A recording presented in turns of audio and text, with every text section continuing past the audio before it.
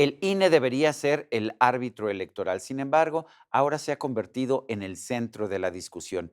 ¿Cuesta mucho o hace simple y sencillamente el trabajo que le ordena la Constitución?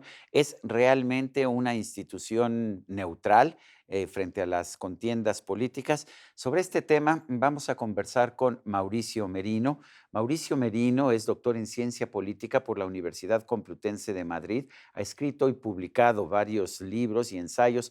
El último de ellos se llama La transición votada. Tiene una notable trayectoria académica y fue consejero electoral del Instituto Federal Electoral. Mauricio, siempre es un gusto hablar contigo en este momento hasta Guadalajara. Sé que das clases allá en la Universidad de Guadalajara, también en el Colegio de México. Mauricio, ¿cómo ves esta discusión? ¿Es simple y sencillamente politiquería? ¿Hay algo de fondo? ¿Es caro o no es caro el INE? ¿Cómo ves esto? El INE cuesta tanto como las operaciones que la ley le instruye hacer, querido Sergio, y en este sentido, en la medida en que los procesos electorales se volvieron cada vez más complejos y cada vez más exigidos en su operación cotidiana, pues hubo que pagarlos. El INE hace muchas cosas y como cada reforma electoral se le han venido añadiendo más obligaciones, más tareas, cada una de las cuales pues tiene un costo. Entonces es tan caro como el tamaño de sus obligaciones. ¿Se podría entonces, hacer esto más barato, tener otro tipo de reglas? Sí, en la medida en que la tecnología ha venido evolucionando, Sergio, quizás se podrían explorar otras formas de ejercer el derecho al voto de manera libre, secreta, directa, por vías electrónicas. Pero mientras eso se explora en la legislación vigente, el resto de las operaciones que hoy se hacen en papel, con el padrón electoral, con las casillas vigiladas por ciudadanos que son insaculados de una lista general y de manera estrictamente aleatoria, etcétera, son, por cierto, todas esas exigencias respuesta, sobre todo, a las izquierdas de México, Sergio. Eso es paradójico, porque fue la evolución de esa exigencia de veracidad en el resultado electoral, lo que cargó de responsabilidades al Instituto Nacional Electoral actual y por lo tanto a la obligación del Estado de financiarlas. El presidente de la República y el presidente Morena insisten en que, pues, el meollo del asunto es que los consejeros electorales deben bajarse su sueldo para ganar menos que el presidente de la República. ¿Es significativa esta exigencia? Es un meollo raro, ¿no? Porque de un lado estamos hablando del costo de las elecciones, que efectivamente corresponde con el tamaño de las obligaciones que debe cumplir, no es optativo, debe cumplir el INE. Y del otro lado, la cosa parece reducirse a un problema construido, específico, chiquitito en términos presupuestarios, que es si se bajan el sueldo de los consejeros electorales. Mira tú el contraste, ¿no? Una cosa es el sueldo de 11 personas y otra cosa es toda la operación electoral que debe realizarse en el país. A mí me parece que el asunto del sueldo es un argumento político construido para devastar la credibilidad de ese Consejo General. Creo que es un argumento construido desde el poder con el objetivo explícito de minar la credibilidad del Consejo General del INE. Nos dicen que el INE no es realmente neutral, que favorece a los partidos que se oponen a los partidos que se oponen a la cuarta transformación. ¿Tú piensas que no ha sido neutral el INE?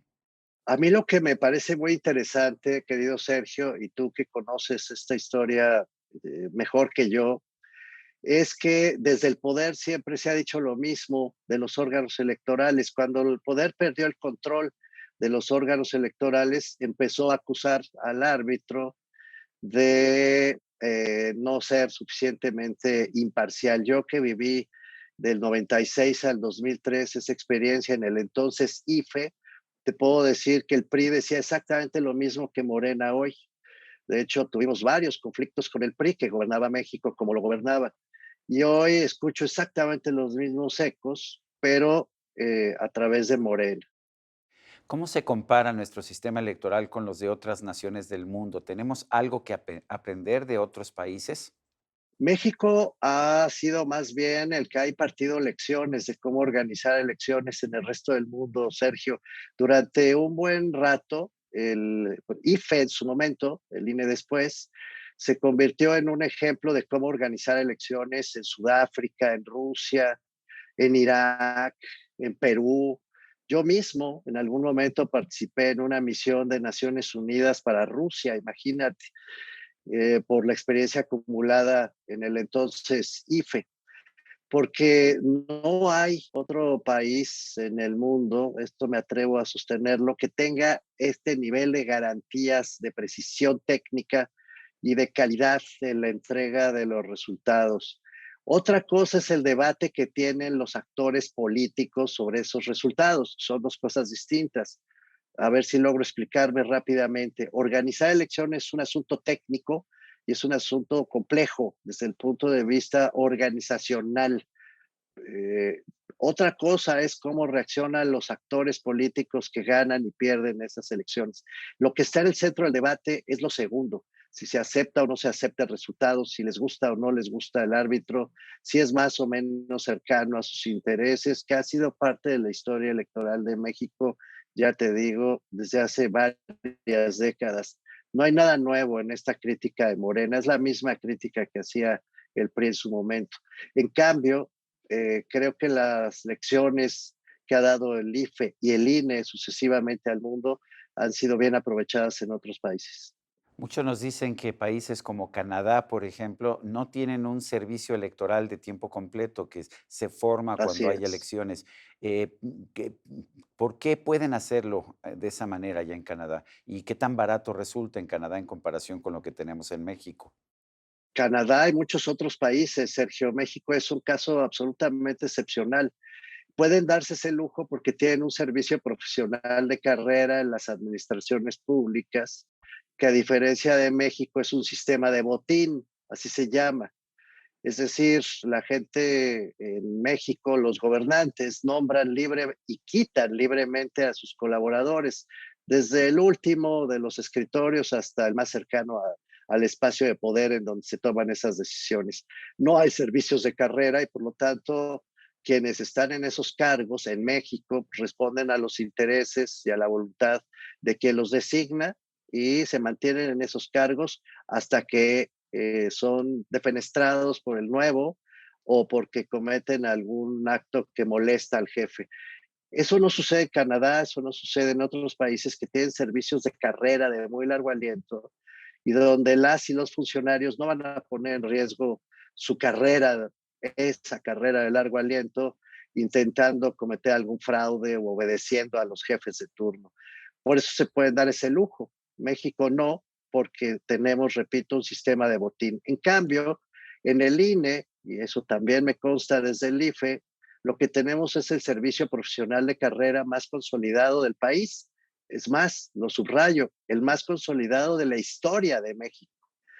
Y por lo tanto, las y los funcionarios del IFE en su momento y del INE actual pues están preocupados, como deben estarlo, por hacer muy bien su trabajo. Quiero insistir en esta tesis, Sergio.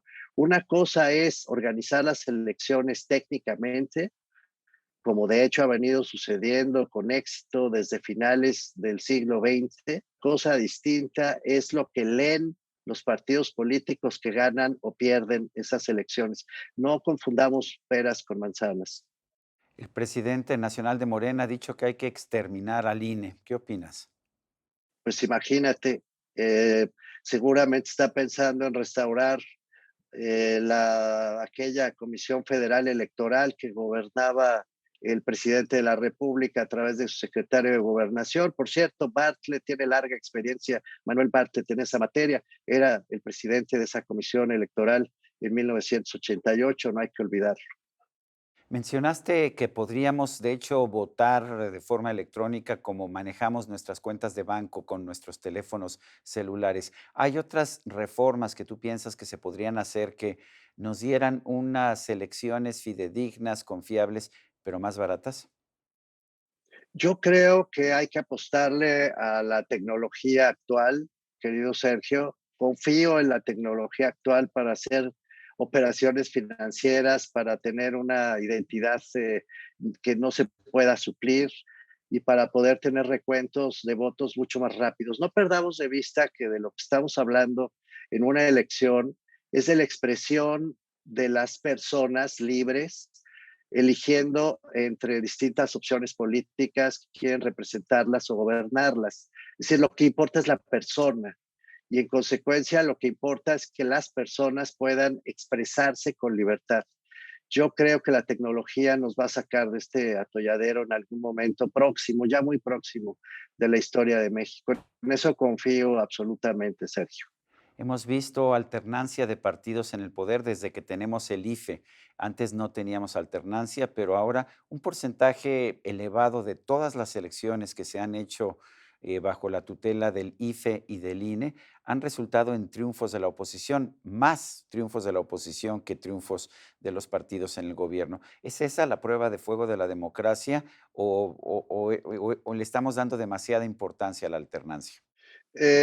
Yo creo que le damos demasiada importancia. La prueba de fuego de los procesos electorales es la plena garantía de que la gente pueda votar como se le pegue la gana, perdón por usar esta expresión, Ujú. y que su voto sea contado con fidelidad. Lo que se deposita ahí sea el resultado de su voluntad y que efectivamente se cuente de manera impecable. Esa sí es la prueba de fuego de un sistema electoral.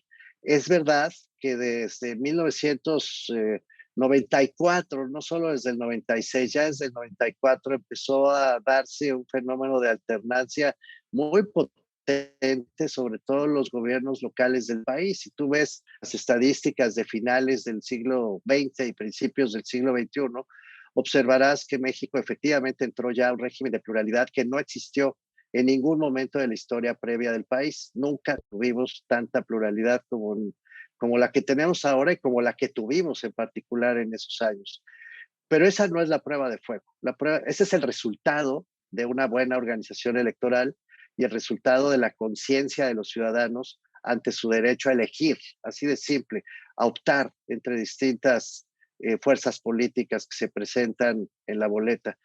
Pero insisto, la verdadera prueba de fuego es que los votos se cuenten y se cuenten bien, gane quien gane. De hecho, tan es así que hoy está ganando casi todo Morena y eso no tiene nada que ver con el comportamiento del INE. Si lo que sostienes fuera verdad, pues tendría que decirse ahora que el INE está haciendo fraude a favor de Morena, porque es el que gana. Y a mí me parece que ese es un muy mal argumento que no se sostiene en evidencia. Mauricio Merino, gracias por ayudarnos a entender el tema de debate que estamos viendo en torno al Instituto Nacional Electoral. Un fuerte abrazo hasta la Universidad de Guadalajara. Dos para ti, querido Sergio. Es un placer y un honor estar contigo. Gracias. Y a usted, amigo televidente, que hace posible este programa, se lo agradezco también. Esto es todo por hoy, pero no se le olvide. Nos vemos la próxima.